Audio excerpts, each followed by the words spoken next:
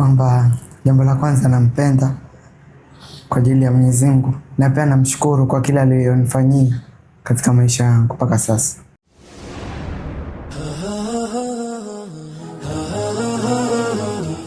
Assalamu alaikum warahmatullahi wabarakatuh. Alhamdulillahi rabbil alamin. Allahumma salli ala Muhammadin wa ala ali Muhammad kama sallaita ala Ibrahim wa ala ali Ibrahim innaka hamidun majid. Watazamaji wapendwa, ni Yusuf Abdo nikiwa ndani ya ofisi ya Al-Kiswa.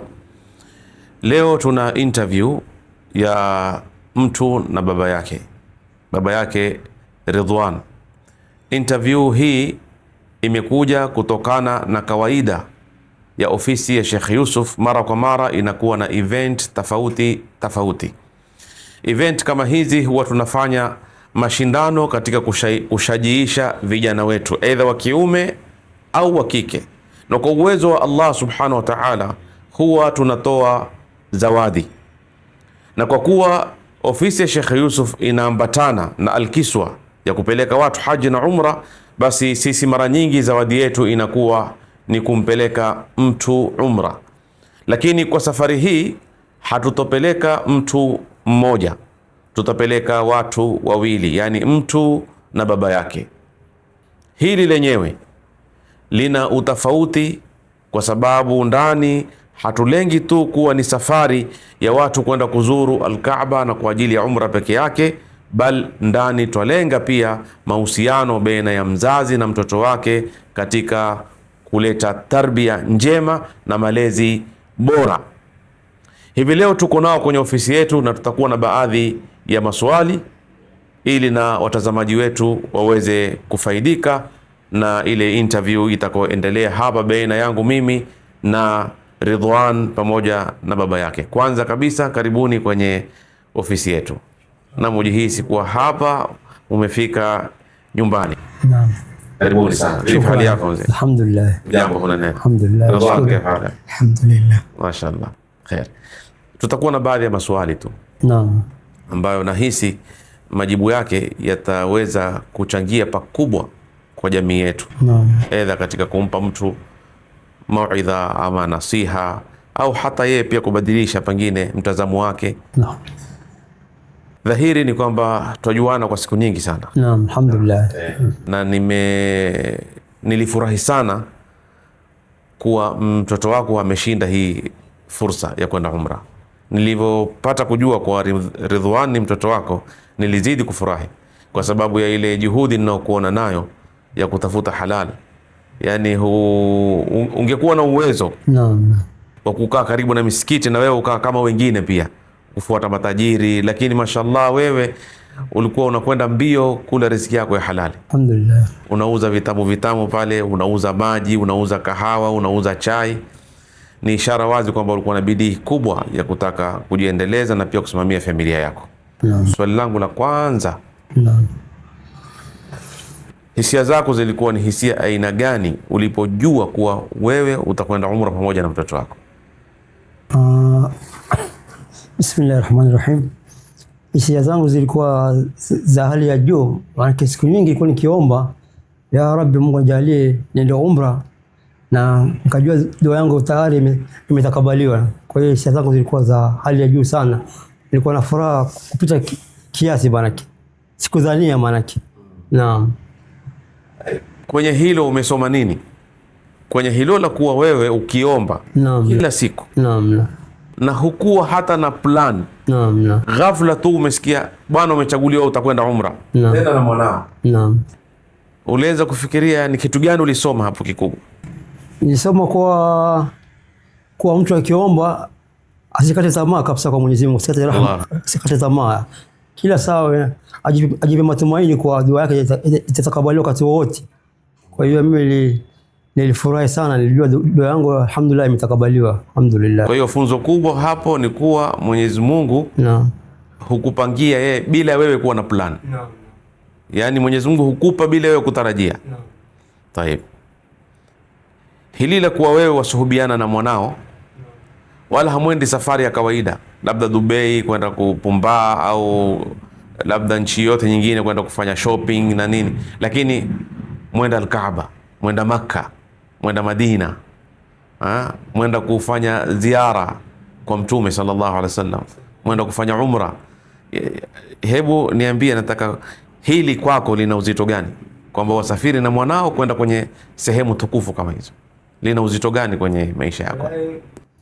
Uzito wake ni mkubwa, kwa sababu mali yenyewe ni patakatifu, na mtu mara nyingi anakwenda kule yule ambaye ameitwa, kama tunavyoelezewa, kwa mara nyingi mpaka mtu aitwe ndio aende kule. Kwa hiyo mmoja katika nafikiri ndio kuitwa huko kwenda huko, nafikiri. Na Ridwan ni mtoto wako wangapi? Wa 7 wa mwisho. Wa mwisho. Mashaallah. Ridwan ana nafasi gani kwenye moyo wako? Aliya, nafasi yake ni kubwa sana.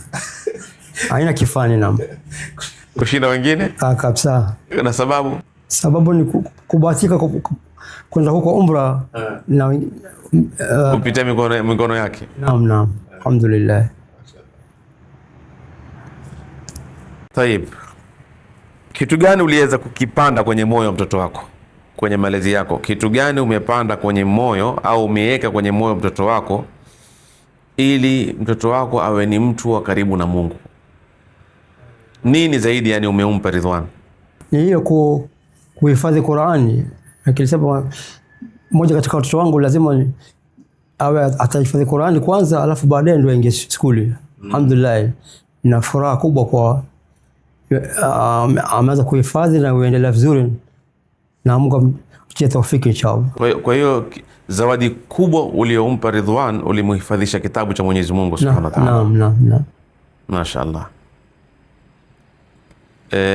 Swali nyingine, Mwenyezi Mungu inshallah tujalie tusafiri kwa salama. Amin. Siku zije na visa zitoke, tusafirini tuendelee zetu mpaka Maka. Amin. Tumefika Maka, umeiona Al-Kaaba na mwanao kwa bavuni mwako, dua gani utaiomba? Dua nitakayoomba ni kwa Mwenyezi Mungu atujalie pia tunaenda na haji inshallah mwakani inshallah. Allahu Akbar. Amin inshallah. Hiyo ndio dua yako? Naam. Na dua gani utamwombea khas Ridwan? Tamwombea wawe katika watoto wema inshallah.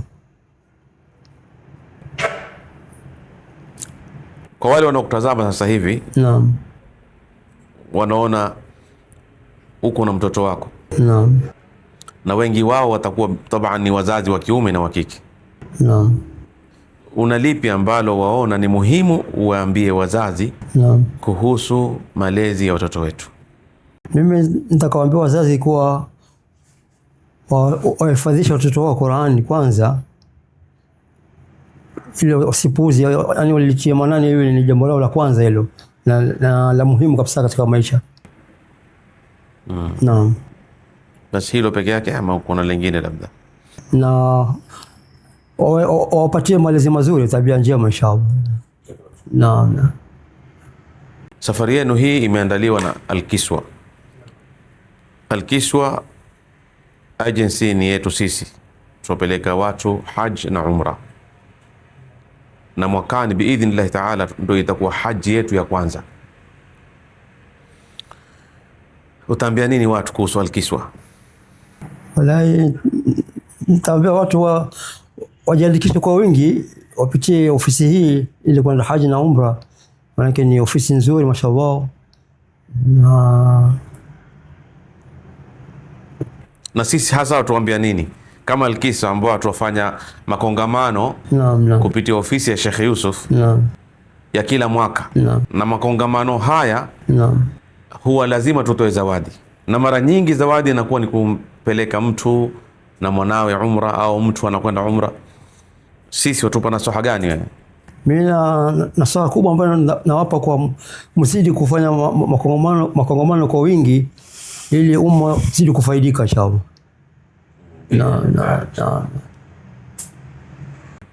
Nafikiri sasa hivi nitakwenda kwa Ridwan. Naam. Ridwan, tupe jina lako kamili kwanza, watu wafahamu wewe ni Ridwan nani, majina matatu. Kwa majina kamili naitwa Ridwan Abdul Karim Abdullah Ayub. Ridwan Abdul Karim Abdullah Ayub. Mashaallah, barakallah fik. Ridwan, wasoma shule gani? Nasoma shakhsia litahfidh al-Quran, iko hapa Lyoton. Uko class cha ngapi kwa sasa? Kwa sasa niko standard 8 na madrasa niko thani mutawasit. Thani mutawasit. Na unataka kufika wapi kwenye masomo yako? Unataka kufikia wapi na unataka uwe nani kwenye mustakbal wako? Kwa sasa nataka kuwa daktari. Nataka kuwa daktari. Mashaallah, Mungu atakuwafikia. Amen. Haya. Mbona unataka kuwa daktari kwa sababu gani? Sababu nisaidie jamii. Ndio nia yako. Basi mimi nasema Mungu akuwafikie. Amen. Haya. Tumeitikia dua sote na mzazi wako uko hapa. Naam. Uwe daktari. Utachukua ahadi ukiwa daktari na Mwenyezi Mungu akakufungulia. Mzee ataendelea kuuza chai yake ile kama kawaida au utamwambia akae nyumbani sasa? Atapumzika. Mashaallah. Tayeb. Jambo gani wadhania babako amekufanyia hutolisahau kwenye maisha yako? Yeah. Kunihimiza kufanya mambo mema na kuniombea dua kwa wengi. Hayo ni mengi, lakini nitaka moja ambalo huwezi kusahau mzazi wako amekufanyia. Kunihimiza kufanya mambo mema. Kukuhimiza kufanya mambo mema, ikiwa moja wapo ni kuhifadhi Qur'an. Yeah. Mashaallah. Waona ni kipi zaidi ambacho kilikusukuma wewe uwe mtoto mwema kama tunavyokuona katika hafla zako, tukuona msikitini ukiswali jamaa, tukuona kwenye mambo mengi ya kheri? Kitu gani ulikiona kwa mzazi wako? Alikuhimiza na nini yani? Sala. Muhimu wa swali. Amekuhimiza sana kuswali. Ndio hivyo mzee wetu. Naam, kweli na kila wakati namuhimiza kuswali swala kwa wakati na jamaa inshallah. Mashaallah. Mashaallah. Nikikwambia utusifie baba yako kwa sifa moja tu, utasema baba yako ni nani?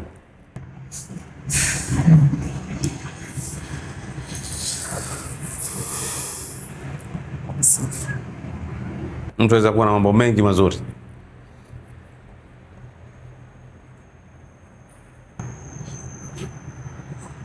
Ana huruma. Ana huruma. Na wadhani kuna sifa kubwa zaidi ya hiyo? Sifa kubwa hiyo. Sifa hiyo ndio sifa njema ya watu wema, na mara nyingi ndio inaomfanya mtu kumsukuma mtu aende akafanye mazuri. Na wale wote wanaotoa nasaha kutokea manabii mpaka leo, sifa kubwa walionao ni hiyo ya kuhurumia watu. Sababu ukimhurumia mtu utamuhimiza afanye mazuri ili asiende akapata adhabu mbele ya Allah subhanahu wa ta'ala. Kitu gani labda utamani kumwambia mzee wako haujawahi kumwambia, dunia mzima leo ipate habari? Kwamba jambo la kwanza nampenda kwa ajili ya Mwenyezi Mungu, na pia namshukuru kwa kila aliyonifanyia katika maisha yangu mpaka sasa. Barakallah fik. Kwa kweli jawabu nzuri ambao mimi mwenyewe sikuitarajia. Nafikiri mzee umesikia. Tunapokuambia kupenda kwanza na hiyo kushukuru sana kwa yale yote ambayo umeweza kumfanyia. Alhamdulillah. Waweza kumlipa kwa lolote lingine? Hakuna. Siwezi kumlipa. Huwezi. Kwa hiyo waomba kubali shukrani zako tu. Barakallahu fiki. Tayeb. Ukiwa utapata fursa ukiwa Al-Kaaba, uombe dua. Nataka unieleze dua mbili. Moja yako, moja ya wazazi wako. Wewe utajiombea nini na wazazi wako utawaombea nini?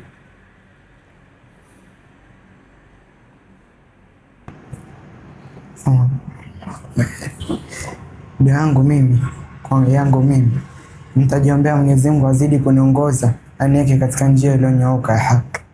Na nijalie niweze siku ya kiyama nifufulie karibu na mtume na niweze kuingia peponi. Na wazazi wako utawaombea nini? Naombea Mwenyezi Mungu aepushe na adhabu ya kaburi na kesho siku ya kiyama, na wajalie waingie peponi Jannatul Firdaus. Amin ya Rabbi, inshallah Mungu atakubali dua zako. Sasa sehemu yetu ya mwisho kwenye programu yetu, nafikiri hii swali litakuwa lenu nyote wawili, maswali yaliyobaki ili tumalize kipindi. Maswali haya ya mwisho ni nyote wawili katika safari yenu ya maisha. Mumefikia maeneo matakatifu, mshafanya zenu umra, mko zenu maeneo matakatifu. Ni jambo gani mwatamani yabadilike kwenye maisha yenu? Naam. Yani mkirudi mupate kwa mambo yamebadilika, yani na yamekuwa vile mnavyotaka nyinyi. Naam. Alhamdulillah. Tunaomba Mungu atakaporudi salama inshallah, maisha yetu yatabadilika. Mungu atie baraka zaidi katika biashara zetu, zidi kufunguka na tuzidi kufanya mambo mema inshallah. Na Ridwan,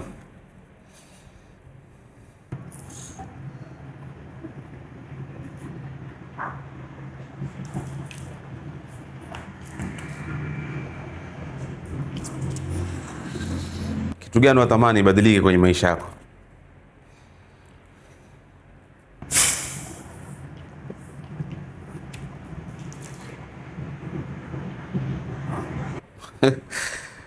Swali gumu au ni vile wewe huna cha kubadilisha, huna unachokifikiria kibadilike, uko sawa yani, wataka uendelee tu, sio? Mashaallah. Ikiwa kuna mtu sasa hivi watazama hii interview yetu na wanataka kwenda umra, mtawapa nasaha gani? Mkasikiliza mtu yoyote yani katika wale wamesikiliza hii.